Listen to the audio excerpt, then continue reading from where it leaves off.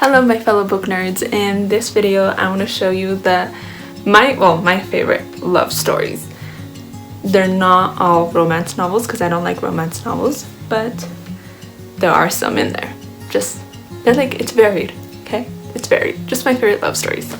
So the first one is Pride and Prejudice, or Elizabeth and Mr. Darcy. You know that saying of every girl's looking for her Mr. Darcy?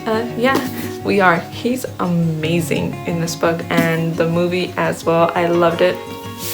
So I highly recommend this book, but I must say it is a hard read. Now, the reason I think I love the love story so much is more because they're both so flawed, and like she hates the guy in the beginning, but then she makes her judgments about him, but then he kind of changes that. Like he corrects her pretty much, and same thing with him. He doesn't really like her. He really thinks she's kind of annoying, and I think he's the first one to fall for her. You know, he has to work through that, trying to figure it out, but definitely one of the best books. The next one is not a romance novel. It is a fiction one, and I just read it. It's The Last Olympian, and the couple is Percy Jackson and Annabeth Chase. So love them together. Love them. Like, I like that they started out as friends first, and you kind of know, like, okay, they probably end up together. So yes, Annabeth and Percy Jackson are amazing together. I like that they started off as friends first, and then eventually it grew to it. Now, what bugged me is that, well, she kind of like predicted it, or like made it that way. What's her name? Aphrodite. In the third book, she says that she wants to make his love story interesting and tragic, which honestly in the next book it really is. But so he ends up bringing like two other girls that, oh my goodness, that you're thinking he might fall in love with those two, and Annabeth is not getting over Luke. I must admit it was very difficult. She annoyed me with that, but whatever. Very good love story in that, though I'm very happy it's not just a love story. I don't believe this one was a love triangle. It was The Hunger Games. I knew from the beginning that it was going to be Peeta right away. I did not think for a while that Katniss was going to end up with, what's his name? Gale. I knew it started with a G. I knew she wasn't going to end up with him because they're way too similar. They're the same person, and Peeta is just, you fall in love with Peeta right away. He's so sweet, he's so kind, he's very composed and confident in a way, and he has this charisma that's awesome. So that's why I really liked him, and that helps her in a lot because she is not that charismatic. So definitely love The Hunger Games love story, Peeta and Katniss. If you thought Katniss and Gale, you are very wrong, because no, that could have never happened. Oh, okay. This is probably the only love story I really loved, and it was A Walk to Remember by Nicholas Sparks.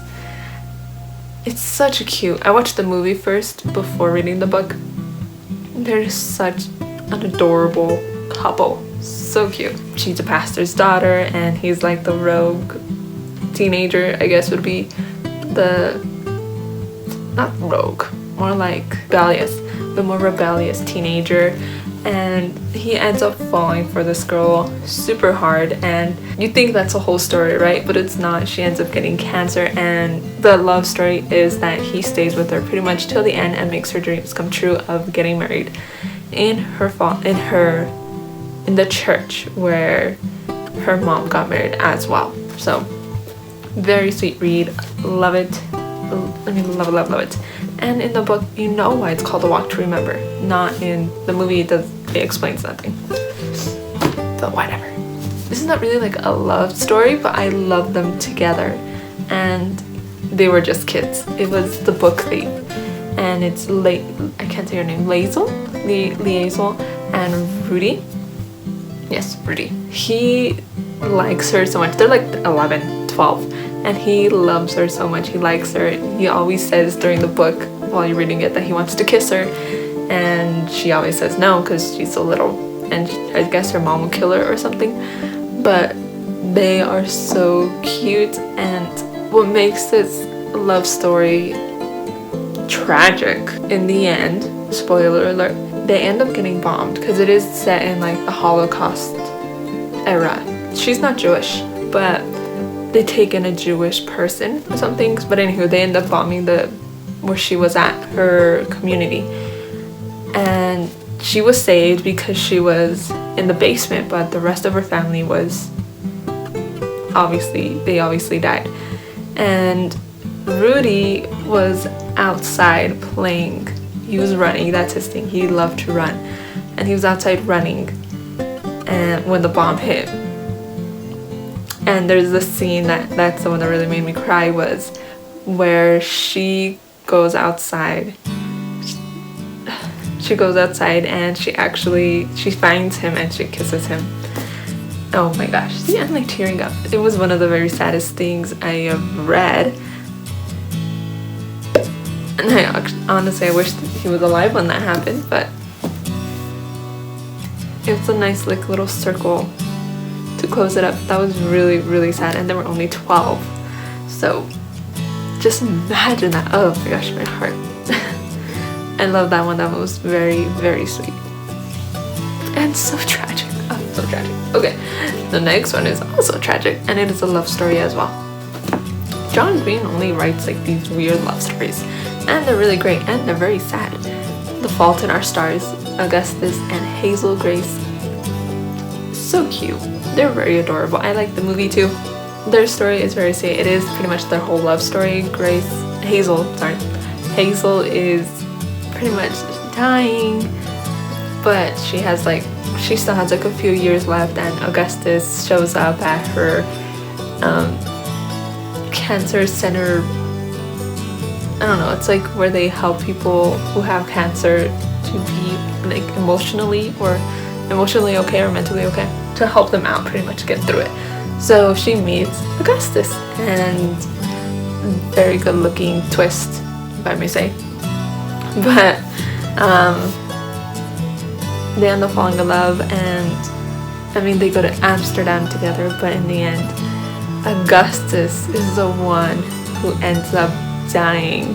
And that, I was not expecting that when I was reading it. I was not, like, I figured someone was gonna die because I mean they both had cancer, but and the whole book is around the thought like cancer, right? But I didn't expect him to be the one that died. I really expected her, and I honestly thought it was gonna end like the book that was in the book, that it just ended with like the book they're reading just ended and there was nothing left, because I guess the character in the book died. So I figured that's how this one was gonna end. Hazel was gonna die and it was just gonna be cut off. But no, like, whoa. I was not expecting that. If you were, wow. But I was not expecting Augustus to be the one that died. Okay, the last one. I always ship these two, I must admit. I always ship them because I never liked Harry for Hermione. Not sure why. I guess I just saw Hermione very like, not stuck up, but very like with the rules, getting homework done, and you know, that girl. So you know she needs a person who is not like that. So in the last book, Harry Potter and the Deathly Hallows, Hermione and Ron finally get together, and you know Ron needs some structure in his life, which is Hermione. So to make a good love story, I think you just need the two characters to balance each other out. Like Percy and Annabeth. Annabeth is the smart, analytical, plans everything out. Percy is the fun, just going for it type of person. So they balance each other out. So I hope you like this video. Tell me your favorite love stories down below, whatever they may be. Let me know what they are. I could use another love story. I really can. Though I must admit, love stories are not my favorite thing. Yeah, they're just not. Like, songs about love. I'm just like, there's a lot of other interesting things as well, and I feel like love is very overrated, and yeah, we each look for it every day. Anyway, please like this video, subscribe, and hit that notification bell down below, and I'll see you all in the next video because I can't think of anything else to say. Bye guys.